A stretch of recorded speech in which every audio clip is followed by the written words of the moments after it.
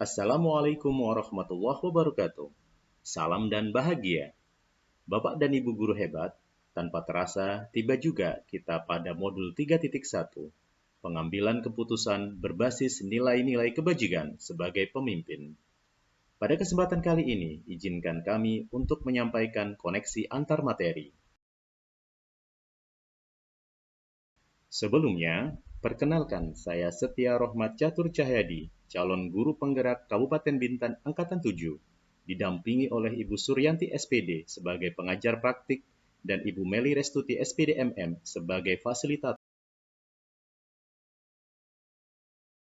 Di awal video ini, saya ingin mengutip pernyataan dari Bob Talbert, seorang jurnalis dan kolumnis dari Amerika Serikat. Beliau mengatakan bahwa teaching kids to count is fine, but teaching them what counts is best.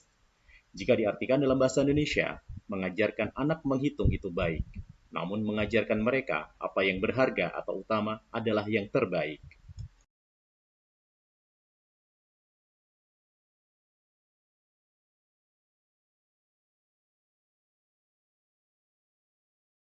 Kutipan tersebut dapat dimaknai bahwa sebagai seorang guru, seringkali kita dihadapkan dengan dilema antara mengejar tujuan pembelajaran atau ketuntasan dengan mengajarkan makna dan penerapan sesungguhnya dari materi tersebut, yang notabene membutuhkan waktu yang lebih lama sehingga memungkinkan materi yang diberikan tidak tuntas, tetapi anak akan lebih memaknai dan memahami penerapannya dalam kehidupan sehari-hari. Nilai-nilai atau prinsip-prinsip yang dianut dalam suatu pengambilan keputusan yang dapat memberikan dampak pada lingkungan kita adalah berpihak kepada murid dan sesuai dengan nilai-nilai kebajikan universal. Dalam pelaksanaannya, saya akan melaksanakan pengambilan keputusan dengan penuh tanggung jawab sehingga akan berdampak kepada peserta didik, sekolah, dan lingkungan yang lebih besar lagi, yakni masyarakat luas. Sebagai seorang pemimpin pembelajaran, keputusan yang kita ambil akan sangat berdampak kepada murid. Oleh karenanya, kita harus melaksanakan pembelajaran yang berpusat dan mengutamakan murid.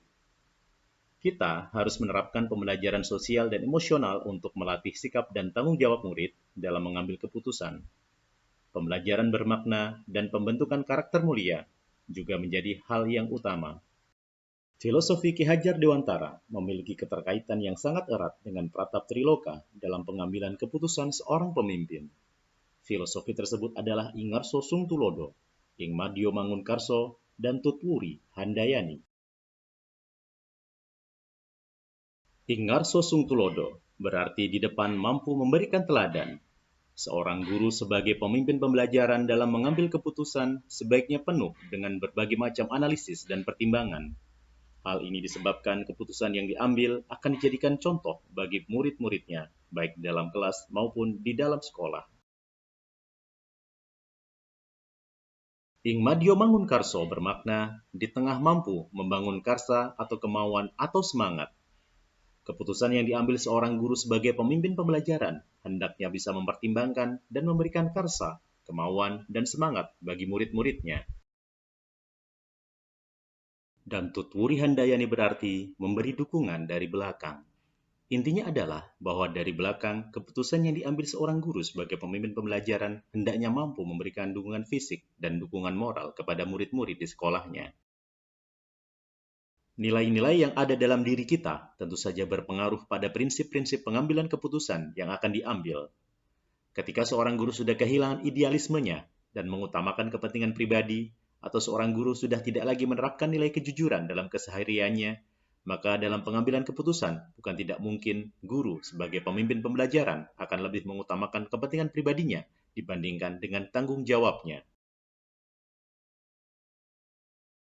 Namun, jika seorang guru tetap memegang teguh nilai kejujuran dan keyakinan bahwa semua keputusan yang akan diambil akan dipertanggungjawabkan kelak di akhirat, maka pengambilan keputusan yang diambil guru sebagai pemimpin pembelajaran akan tetap berpegang teguh pada keyakinan dan kejujuran itu.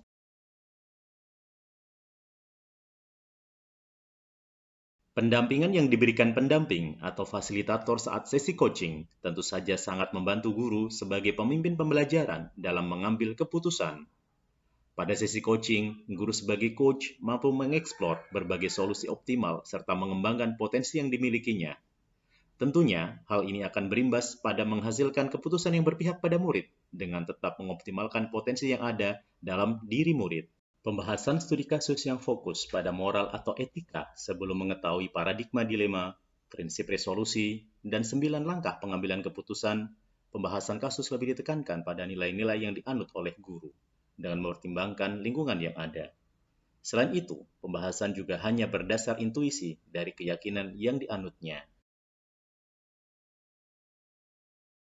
Pengambilan keputusan yang tepat. Yang pertama, melihat paradigma etika yang terdiri dari individu dengan masyarakat, rasa keadilan lawan rasa kasihan, kebenaran lawan kesetiaan, dan jangka pendek melawan jangka panjang.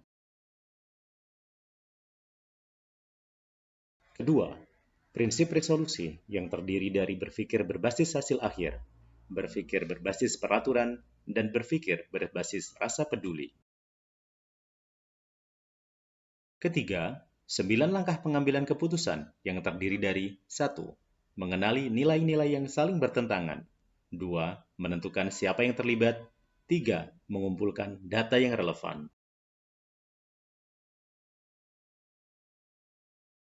Keempat, pengujian benar atau salah yang terdiri dari uji legal, uji regulasi, uji profesionalitas, uji intuisi, uji publikasi, dan uji panutan atau tokoh idola.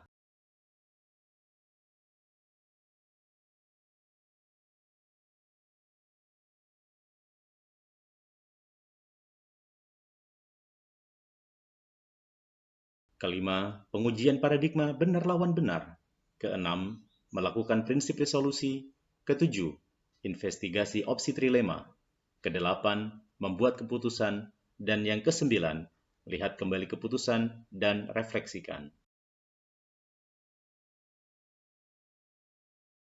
Kesulitan-kesulitan yang ada di lingkungan ketika mengambil keputusan kasus dilema etika antara lain adanya nilai dan budaya masyarakat di lingkungan, paradigma berpikir, serta memilih skala prioritas, karena dalam dilema etika, semuanya adalah benar.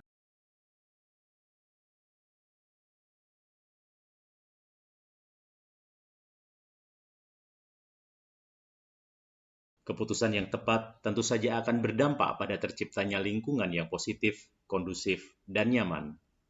Dan hal ini akan berimbas pada merdeka belajar ketika murid mampu memilah dan memilih hal yang baik dalam meningkatkan bakat dan potensi yang ada dalam dirinya. Dan tentu saja keputusan yang diambil guru sebagai pemimpin pembelajaran tentu akan mempengaruhi kehidupan atau masa depan murid-muridnya. Kesimpulan, guru sebagai pengambil keputusan mempunyai peran yang cukup sentral dalam mengajar dan mendidik anak, terutama dari budi pekertinya. Budaya positif yang tumbuh di sekolah, kompetensi sosial emosional yang matang, tentu saja akan mendukung guru dalam mengambil keputusan di sekolah, ditambah dengan penerapan pembelajaran terintegrasi pembelajaran berdiferensiasi. Hal ini akan membuat guru bisa semakin mengoptimalkan kemampuan murid melalui proses coaching yang tepat. Selanjutnya, saya akan menyampaikan apa yang saya pahami, apa yang saya rasakan, dan apa yang akan saya lakukan terkait materi modul 3.1, pengambilan keputusan berbasis nilai-nilai kebajikan sebagai pemimpin. Pertama, pemahaman tentang konsep-konsep yang telah dipelajari pada modul ini, yaitu dilema etika dan bujukan moral, 4 paradigma pengambilan keputusan, 3 prinsip pengambilan keputusan, dan 9 langkah pengambilan dan pengujian keputusan, adalah bahwa seseorang harus mengidentifikasi permasalahan terlebih dahulu, apakah masalah tersebut termasuk dalam kategori dilema etika atau bujukan moral. Jika termasuk dalam dilema etika, maka 4 paradigma pengambilan keputusan, 3 prinsip pengambilan keputusan, dan 9 langkah pengambilan dan pengujian keputusan perlu untuk diterapkan. Hal yang paling mendasar dalam pengambilan keputusan adalah bahwa keputusan tersebut harus berlandaskan nilai-nilai dasar kebajikan universal, berpihak kepada murid, dan dapat dipertanggungjawabkan. Jika pengambilan keputusan telah berlandaskan dasar-dasar tersebut, maka kita tidak perlu ragu lagi untuk mengambil keputusan. Kita juga harus berkolaborasi dan berdiskusi bersama semua pihak yang ada. Hal yang di luar dugaan adalah terdapatnya opsi trilema yang memunculkan solusi kreatif dalam pengambilan keputusan. Kedua, sebelum mempelajari modul ini, saya pernah menghadapi situasi dilema etika dalam kapasitas saya sebagai guru. Saat itu, saya telah menerapkan konsep dan prinsip pengambilan keputusan seperti apa yang dipelajari dalam modul ini, meskipun langkah yang diambil tidak lengkap dan tidak sistematis. Tapi pada prinsipnya, keputusan yang diambil telah sesuai dengan nilai-nilai kebajikan universal dan berpihak kepada murid. Keputusan tersebut juga dilaksanakan penuh dengan rasa tanggung jawab. Ketiga, perubahan setelah mempelajari modul ini adalah bahwa dalam mengambil keputusan, kita harus mendasarinya dengan prinsip-prinsip, berpikir berbasis hasil akhir, berpikir berbasis peraturan, dan berpikir berbasis rasa peduli. Dengan menerapkan 9 langkah pengambilan keputusan dan pengujian, keputusan yang diambil menjadi lebih sistematis dan komprehensif. Kita juga bisa menemukan keputusan yang tepat setelah melewati tahapan-tahapan pengambilan keputusan yang benar. Keempat, modul ini sangat penting dan bermanfaat sekali bagi saya secara pribadi maupun sebagai seorang pemimpin pembelajaran. Secara pribadi, dalam kehidupan pasti kita dihadapkan pada dilema etika, di mana terdapat nilai-nilai universal yang sama-sama baik dan saling bertentangan. Langkah-langkah pengambilan keputusan dan pengujian dapat diterapkan dengan baik. Sebagai pemimpin pembelajaran, tak jarang kita dihadapkan pada dilema etika, baik dengan murid maupun dengan sesama guru. Dengan menerapkan 4 paradigma, 3 prinsip, dan 9 langkah pengambilan keputusan dan pengujian, kita akan dapat melakukan pengambilan keputusan dengan lebih mudah, serta memberikan dampak positif bagi lingkungan sekitar. Demikianlah koneksi antar materi modul 3.1 pengambilan keputusan berbasis nilai-nilai kebajikan sebagai pemimpin. Terima kasih atas perhatiannya. Wassalamualaikum warahmatullahi wabarakatuh.